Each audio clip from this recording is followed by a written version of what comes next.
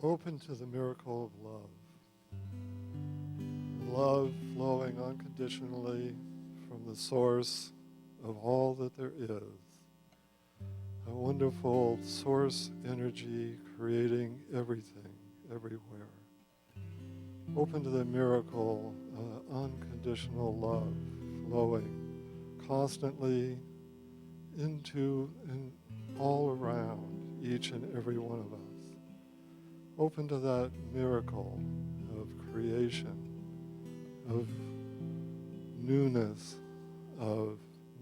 right here, right now, in this very moment. Open to the gifts that are available in this service, flowing unconditionally from that source within each and every one of us. And each and every person that is here in service, to each and every one that has come to receive. Open to this miracle of connection, of community. Open to the gifts that are always present within each and every one of us as we open ourselves in love, in peace, in power, in light. Feel that presence with each and every one that you see today. Feel that wonderful joy that we all share easily and naturally when we're grounded in the miracle of love flowing unceasingly, unconditionally to and through each and every one. And feeling this power and presence within me, I claim that today is good, very, very good. For it is filled with this goodness that brings us together here today. And knowing this and claiming this and feeling it deeply within my heart, I invite you to open to all the gifts that are present here this morning and this day and each and every day.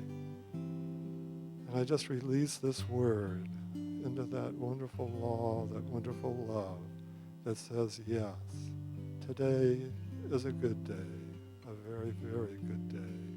And so I let it be, and so it is. Good morning. I'm Peter Stickney, a professional prayer practitioner, and join me in reading the affirmation. There is a divine center within me, which is never confused and never disturbed. It is from this center that I am motivated, and it uplifts me into joyful well-being. Thank you so much, Chris. That's exactly what we're going to be speaking about today here, the balm in Gilead. But before anything else happens, happy Father's Day. If you are a father doing that wonderful thing that fathers do, would you please stand so we can acknowledge you?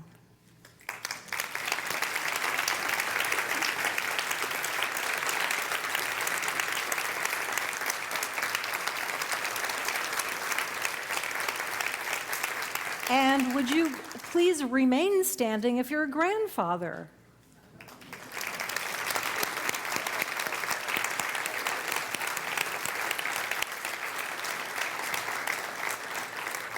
And would you remain standing if you are a great-grandfather?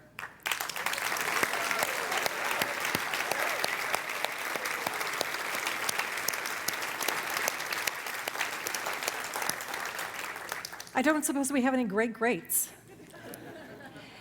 The role of father is sometimes held by a person who's not the biological father, so regardless of age or gender or relationship, if you have ever stood in the role of father for somebody else, would you please stand?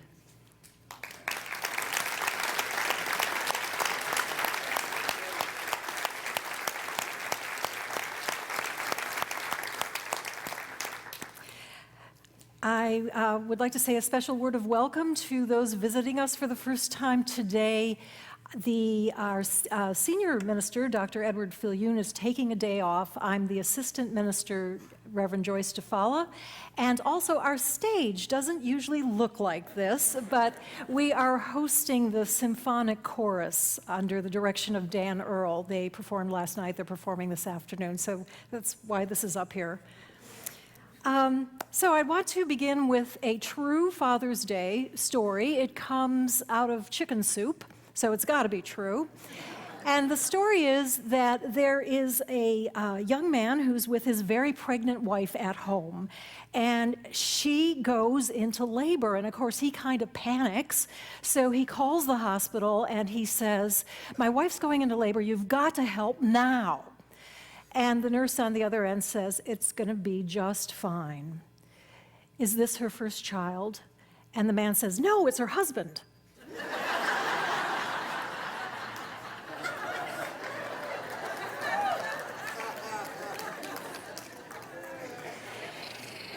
Which actually takes us into today's topic, because today's topic is how to help others.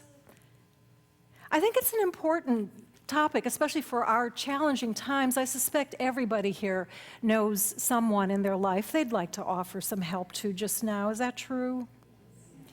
I suspect everyone here has been touched in their compassionate hearts by a condition on our planet or in our society or among our global human family that you'd like to know what to do. Is that true? I think we're naturally compassionate. In fact, I think that there is a connection between our ability to offer assistance to the well-being of others and our happiness. I certainly know people have told me that if they're feeling down or depressed, if they go and do some volunteer work, it lifts their spirits. I certainly know that each of us has a natural, compassionate heart that wants to help others. Would you say that's true for yourself? We want to help others, but sometimes we don't know how.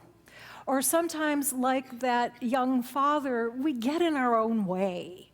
So that's what we're going to look at today. We're going to look at some hows of how to help others, and also some how not to get into our own way, which brings us more into the spiritual perspective of how to help others. So let's begin with some of the basic hows. And these are things that I've noticed in living my life. I'm sure some of these will already have made themselves known to you, either by your life experience or by wise guides along the way. But the first thing I noticed some time ago is that I noticed that it does not help someone who is struggling if I think I have to join them in their struggle. Now, what I mean by this is I noticed I was a young woman and I was seeing a therapist and getting my act together, and meanwhile somebody I was close to was deep in the throes of alcoholism. And one day I said to my therapist that I noticed I actually felt guilty that I was doing so well and this person close to me was struggling. And she just said, "Now, how is your being miserable going to help them? How, if you do not enjoy yourself, is that going to do anything for them?" And in fact, when people are struggling, she pointed out, they need others who are strong and can be beacons of light. And I've noticed this during my own times of struggle that I need others who are doing well because they provide me with hope. Now, we do have that saying in our culture, misery loves company. But I don't think it's totally accurate.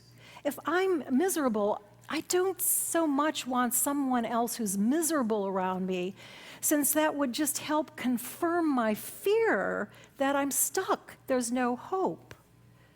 I want someone around me who's not miserable, someone who's doing well, so I can know that it's possible, so that I can have hope. Now, I'm not denying the importance of support groups where people have conscious conversations and supporting each other through their challenges. But if someone around you is having problems, one of the things you can do with them is maintain your own strength and example in whatever way you can of a life well lived. I'm reminded of what Jesus said, "When I am lifted up, I draw everyone to me." The second thing you've probably noticed is that we can't fix others. We can't heal others. They have to heal themselves. And if I'm offering assistance to someone, I need to be clear on my part. I have to take responsibility for my part and my part only. Ernest Holmes gave a wonderful example of this in the book we're reading all year long, A New Design for Living, by Ernest Holmes and Willis Kinnear.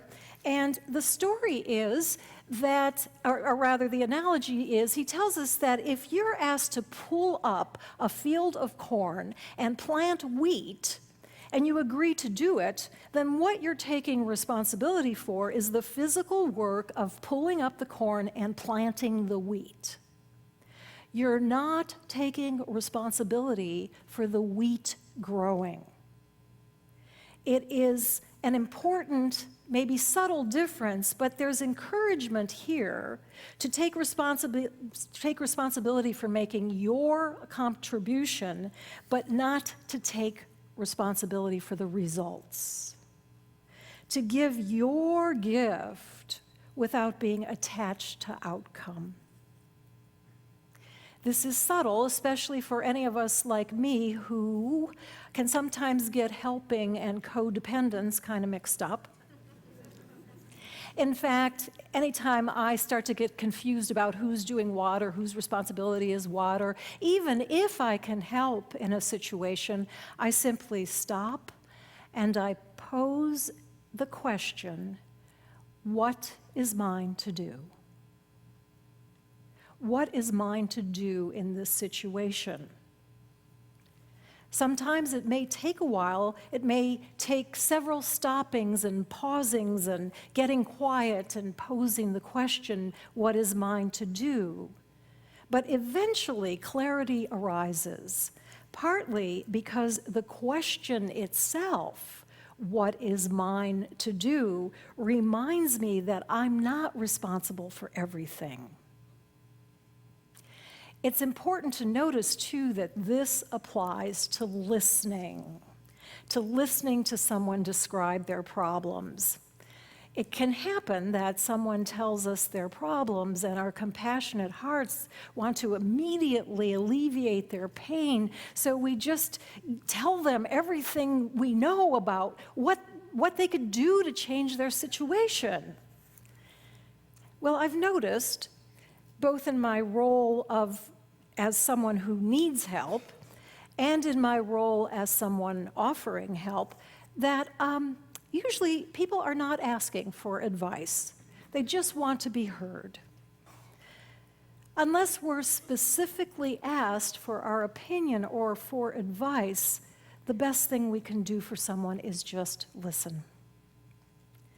As Douglas Steer has said, to listen to another's soul into a condition of disclosure and discovery may be almost the greatest service that any human being ever performs for another. This has been very important to me. I'll repeat it.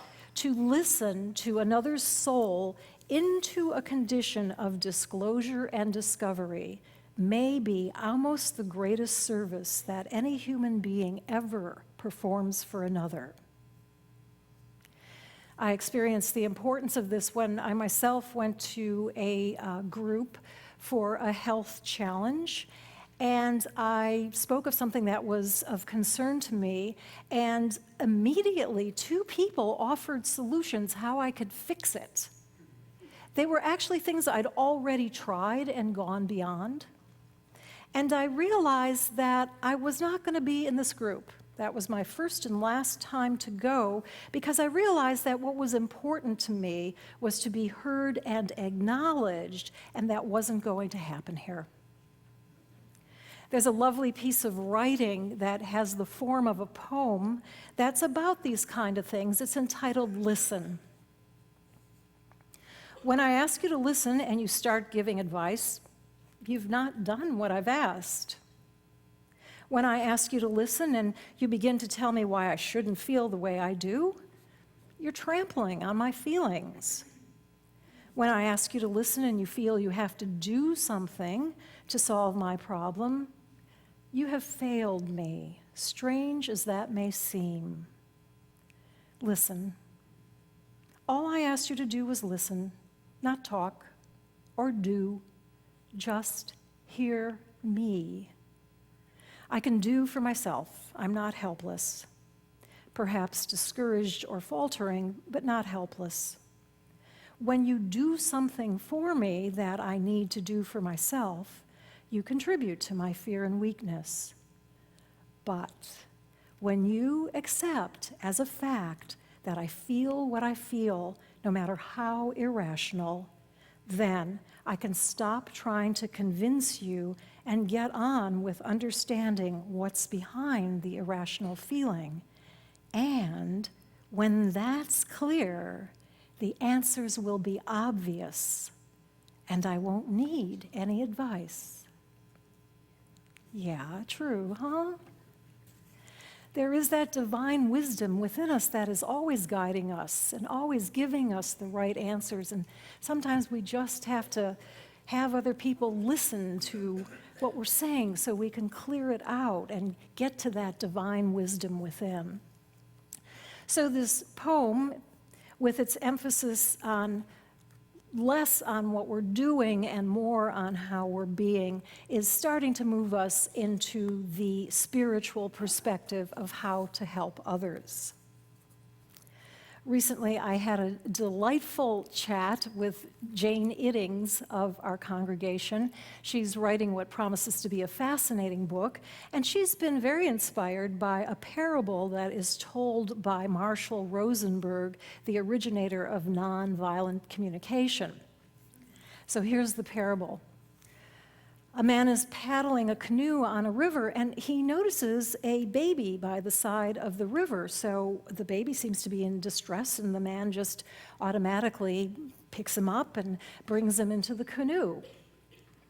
He paddles on for a while, and he notices a second baby on the bank of the river, so he picks him up and brings him into the canoe. He hasn't gone too far before he's noticed a third and then a fourth baby, and at this point he realizes he needs help, so he calls others to help him in this effort to rescue these river babies. And so they continue picking them up, 5, 6, 7, 8. At one point, a woman who's been helping picks up baby number 11 and hands it to someone and says, "I can't do this anymore." And the person says, "Why not?" And she says, "I'm going upriver to see who's putting these babies in the water." So it's a wonderful reminder to us to not only pay attention to rescuing, because that's important, but also pay at least equal attention, possibly more, to the source of the problem. Rescuing is important, but what's causing the problem really needs to be addressed. Now, I got a special kind of excitement as a metaphysician in our science of mind philosophy here when I heard this story, because it spoke to me of our unique offering to the world, the unique offering that we and every Center for Spiritual Living makes in terms of alleviating others' suffering. As metaphysicians, we go beyond the physical. That's what metaphysics means. Beyond physical. As we seek to help others, we put our attention beyond the physical onto the source of all good, the source of all life, the source of all wholeness and well-being. As metaphysicians, we agree with Einstein, who said, you cannot solve problems with the same level of consciousness that created them. That's why when we're helping others, we metaphysicians shift levels. We follow Ernest Holmes' advice to turn away from the physical condition and bring our attention to the power which is constantly working through and as us. If you were here last week, you heard Dr. Edward make a glorious statement about what exactly we believe. And in our consideration today of how to help others, I'd like to focus on 3 of these beliefs. Belief number 1, we believe God is everywhere. Belief number 2, we believe that the nature of God is only good. Belief number 3, because each of us is a part of God, our thought, our attention helps shape our life experience. So let's consider what these 3 things mean in terms of helping someone. Suppose you know someone who's having a difficulty, doesn't matter if it's financial or relationship or health. God is everywhere means that whatever that person looks like, what is true is that God is expressing life as this person right now. The power that created the universe is showing up as that person right now. Second thing, the nature of God is only good. And when we say good, we include other words that bespeak good things like joy and peace and love and harmony and wholeness and abundance. So the nature of God is only good. And what this means is that wherever God is, good is present. So since God is everywhere, good is everywhere. And since God is in this situation that we're considering, good is present, even if we can't see it yet. Third belief, our thought, which is in fact divine thought, shapes our experience because wherever we are putting our attention, we are directing the power of God, and therefore we can use our thought to help in this situation. The tool that we use to do this in our tradition here is a form of affirmative prayer. We refer to it as spiritual mind treatment.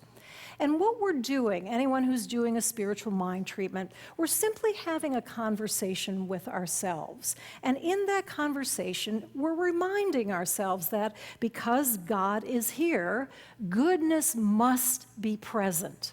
Whether we're looking for harmony in a relationship, abundance in finances, wholeness in health, goodness must be here. And so, once we've taken enough time to really convince ourselves and feel it, did you notice Peter in his prayer said, right before he moved on in the prayer, he said, I feel it in my heart. Right when we get to that place that we can really feel the truth of this for this situation, we open to releasing anything that is blocking the perception of that truth. And we welcome into our consciousness the revealing of the goodness. Now, there's a couple interesting things about these spiritual mind treatments. When a person goes through this mental process of absolutely convincing themselves of the reality that can't yet be seen, there is a tendency for it to show up in the world.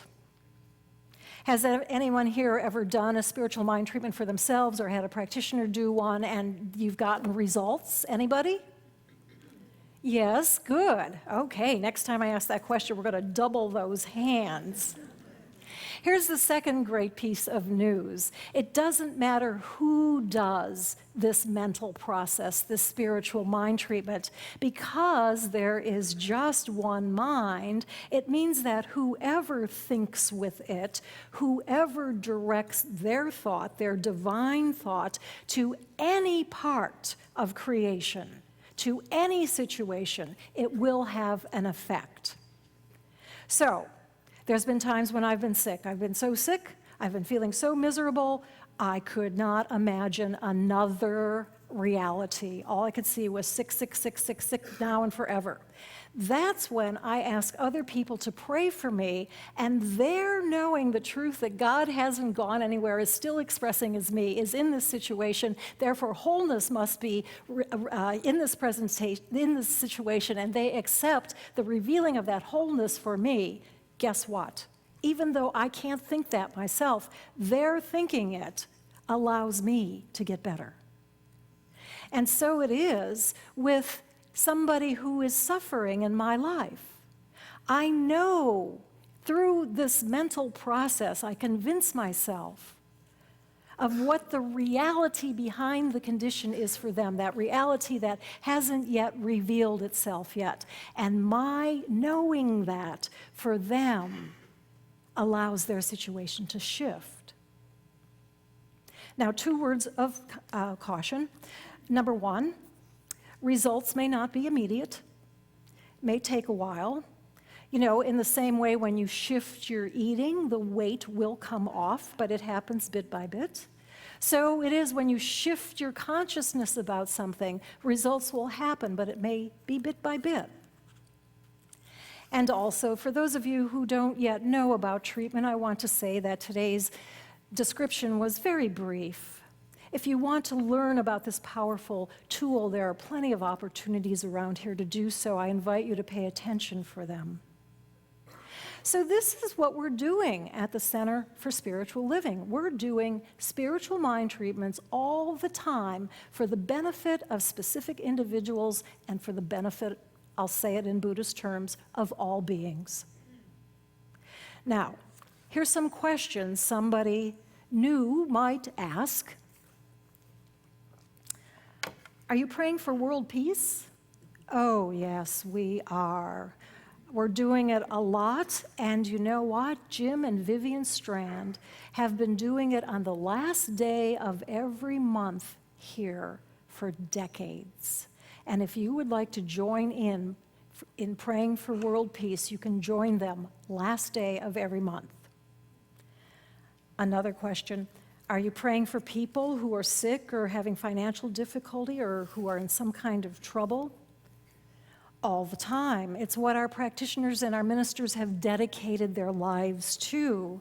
And all of us who have been here a while constantly turn to our form of prayer. We pass an accident on the highway, we automatically go into prayer. We read a disturbing headline in the newspaper, we immediately go into prayer. Another question. But in addition to praying, don't you think there are things to be done in the world? Oh, absolutely. We recognize that.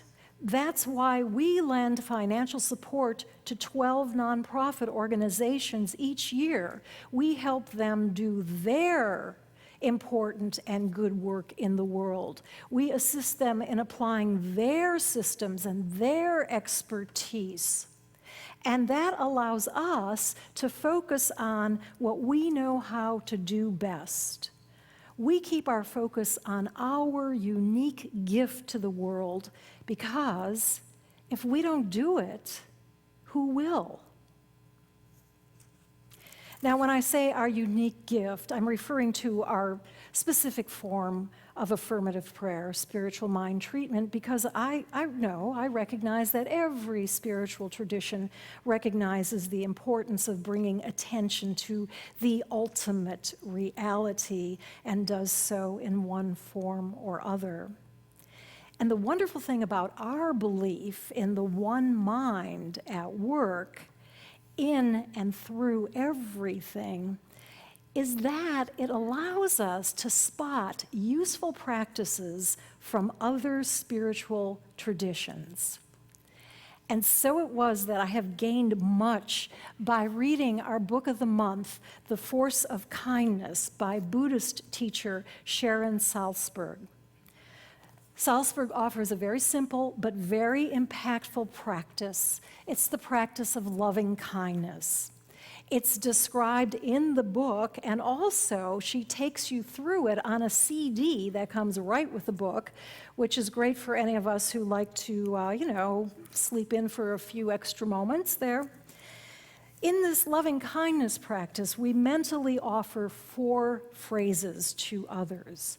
And these are the phrases: may you be safe, may you have mental happiness, may you have physical happiness, may you live with ease.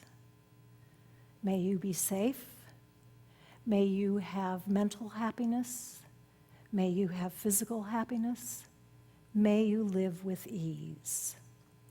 Now, for those of us who are steeped in our tradition here, the language may sound different, but I believe the foundation of the practice is the same, because with this practice we help change the world by knowing the highest for others. Plus, the phrases are easy to remember and to pull up when needed. I've been doing this practice for a couple weeks now, and I really enjoy it. And a couple times recently, there's been drivers who have cut in front of me, and I didn't have time to do a treatment, but I was able to bless them on their way with these phrases. I'm telling the truth. Well, okay, I'll tell the entire truth, which is, first I reacted out of fear and swore. And then I did the 4 phrases for them and actually for myself. So I'd like to close today by inviting you to turn within and doing these phrases with me. If you're comfortable, you can close your eyes. And I invite you first to consider yourself. As I say a phrase, you can just repeat it in the silent sanctity of your mind and heart. May I be safe. May I have mental happiness. May I have physical happiness. May I live with ease. I invite you to bring to mind someone in your life whose company you enjoy, someone who's doing well, and to use these phrases with them. May you be safe. May you have mental happiness. May you have physical happiness. May you live with ease. And I invite you to bring to mind someone in your life who may be dealing with a challenge just now, and to offer them the phrases: may you be safe. May you have mental happiness. May you have physical happiness. May you live with ease. Finally, I invite you to offer these phrases to everyone everywhere. May we be safe. May we have mental happiness. May we have physical happiness. May we live with ease. And we just take a moment now to anchor this practice, these thoughts, in our own form of prayer, a spiritual mind treatment which recognizes that there is just one power everywhere, in and through everything. It is the power of good. It is fully active in each of our lives and the lives of everyone we know. So as we continue on into our lives from this service, I accept for us an increased ability to sense the goodness of God in our hearts, the intelligence of God in our minds, bringing clarity to how we can help others, how we can help ourselves. I recognize that all answers are already known in this one mind, so if we are seeking help or if we are offering help, help, then automatically we must be divinely guided to know exactly the right thing to do, to know exactly how to give our gift. So for the way this is of assistance to us, to all we know, and in truth to all beings, I give thanks now as we simply release this word to show up in form in our lives. And so it is. And I invite you just for a moment to pause in that silence.